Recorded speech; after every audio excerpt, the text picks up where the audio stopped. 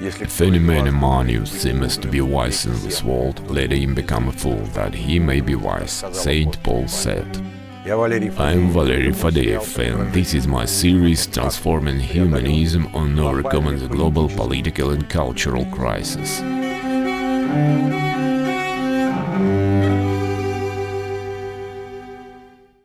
Pitirim Sorokin,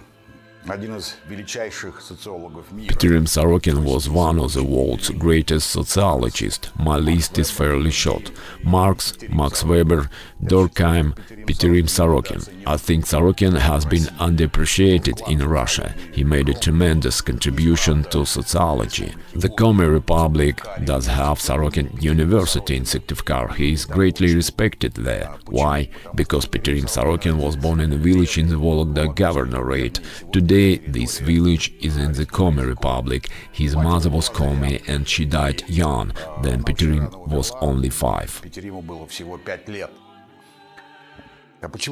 Why are we here in this room? This is an icon workshop in the Novospassky monastery. Pitirim's father was a gold and silver smith. He made covers for icons and restored icons. From his early childhood, Pitirim was surrounded by paints, brushes, boards covered with gesso, and crucially by images of the Savior, Our Lady and saints. And I think these experiences stayed with him throughout his life, and these images were imprinted in his heart.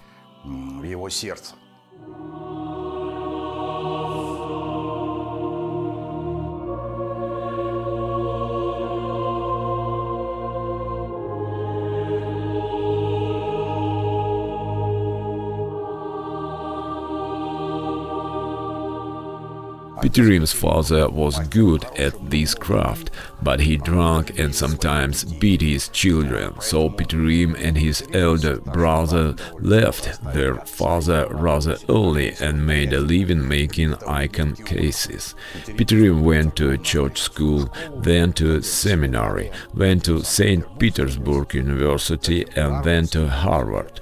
A typical biography of a Russian genius from the provinces.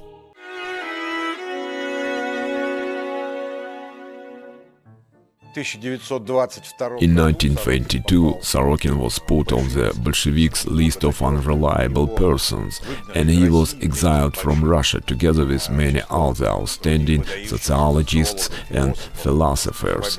That was so-called the philosopher's steamboat. Sorokin began his work in the US, in Harvard. He created the US' first sociology department. He wrote many books. He was hailed as an outstanding sociologist, and there is a Pitirim Sorokin Award in the US.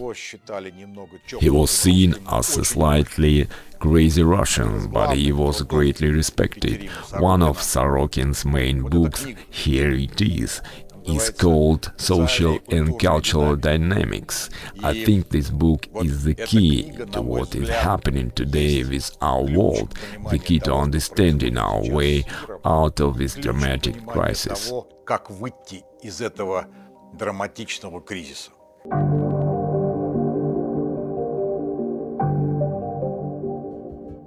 This book contains an analysis of unprecedented magnitude, whereby Sorokin identified 3 types of culture, 3 states of society, 3 types of sociocultural systems, 2 of them being the basic ones. One type is the sensate, not to confuse with sensitive, referring to the 5 senses: sight, hearing, touch, etc., the things we perceive with our senses. The second type bears a difficult name, ideational or supra-sensate. These 2 systems alternate in a certain rhythm, and each remains dominant for a protracted period. Sorokin used 4 basic attributes to classify these systems, and these are the attributes.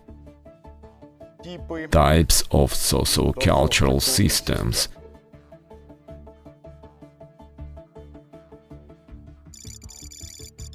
the sensate system and the ideational supra-sensate system. The first attribute is the nature of reality. Nature of reality. For some people, reality is what can be perceived with the senses. The things we see, hear, touch. They believe there is nothing, no kind of existence beyond those physical perceptions. For other people, there exists something supersensate, otherworldly, non-material, and they believe that this is the true reality. This reality bears different names in different cultures. They call it God, Nirvana, City of God, Brahma. The second attribute is the nature of needs. Needs can be sensate, carnal, creature comfort, delight, following fashions, but there can be other needs, spiritual ones, serving God, salvation of the soul, performing one's sacred duty. The third attribute is the degree of meeting the needs. Some have to make do with bread and water, while others through large feasts, provided, of course, they can do so. Or let's take examples from today's reality. In meeting the needs of a single person, the global industry emits on average 6 tons of CO2 a year. Meeting the needs of a rich American results in 300 tons of CO2 emissions. The first attribute is the means of meeting those needs.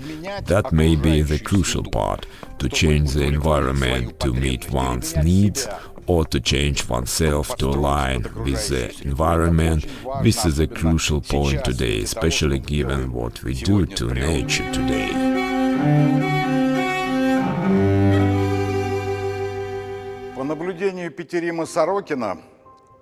In Sorokin's observation, these two cultures, the sensate and the ideational, have never existed in a pure, unadulterated state. One culture dominates, but elements of the other are present. Moreover, Sorokin preferred the third type of culture, the integrated one. Then the two cultures, the sensate and the ideational, are equally present. It means that human beings do not neglect the material but do not become hedonistic. At the same time, while being aware of the supersensate of the material, they do not become ascetic fanatics.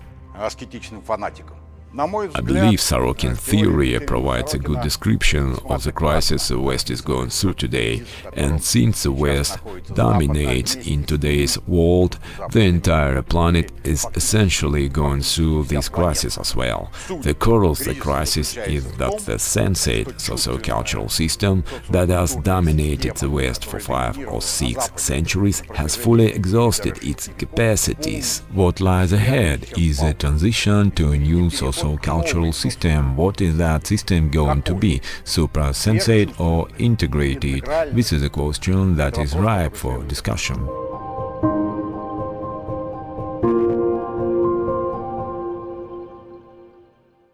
To conclude this exposition with something tangible, intuitively clear, I will demonstrate the difference between the two cultures, using the art of Byzantium and Western Europe after the 15th century.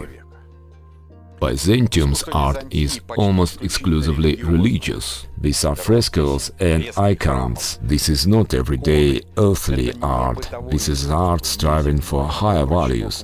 An icon is not a painting, and a church is not a museum. A church is a place for praying before an icon. And the objective of the art of painting, is to help people in their supersensate perception of the world. Western art, starting with the Renaissance, is entirely different.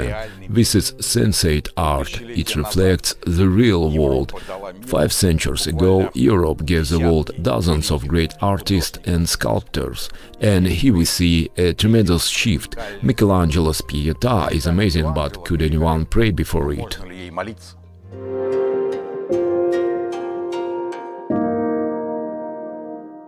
Byzantium is a good example of dominant ideational culture that certainly manifests in areas beyond art. It manifests in philosophy, ethics, theology, social relations, law, etc.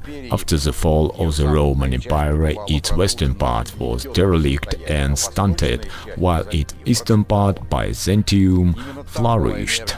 It was the locus of the new Christian world's energy. Scholars estimate that 7th century Constantinople had the population of 700,000 people. It was a massive city for the time. Paris at the same time had the population of about 15,000 people. Only in 1204, when Crusaders sacked Constantinople, it became obvious that the Eastern Roman Empire was losing its vitality. Nearly 9 centuries after being founded, Ottomans finished Byzantium of 2.5 centuries later. However, the Christian world's energy had already shifted west, yet it was a different culture. It was a sensate culture, and it was the start of 5-century-long progress in learning, arts, technologies that had no precedent in the history of the humankind. It was the start of colossal social transformation. We live among Western and European achievements of those 5 centuries. We know them well. We live surrounded by those achievements. Our cities are chock full of machines of all kinds. We have medicine that helped us achieve unprecedented lifespan that is several times greater than it had been for millennia. Horrible epidemics that had laid waste to entire cities were stomped out. Few people go hungry, many eat healthy foods. Virtually everyone can read and write, and many of us are well educated. The problem, however, is that this age has come to its end. At least Sorokin believed so. The end of this age is accompanied by the massive crisis we live in now.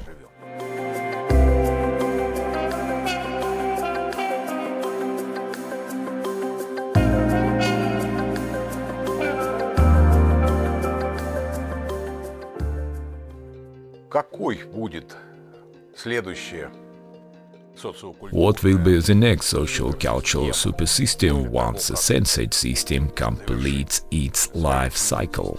Will it be ideational? I described Sorokin's concept of 2 principal social-cultural systems, the ideational or supersensate or sensate systems. I think the next system will hardly be ideational. I think we will move to an integrated system. Ideational culture appears to be too rigid for today's complex, educated world, permeated by multiple interconnections. Transition to an ideational culture would involve cruelly destroying more social, political, economic structures, which would entail disasters and destruction, and humanity still has not parted with its weeds.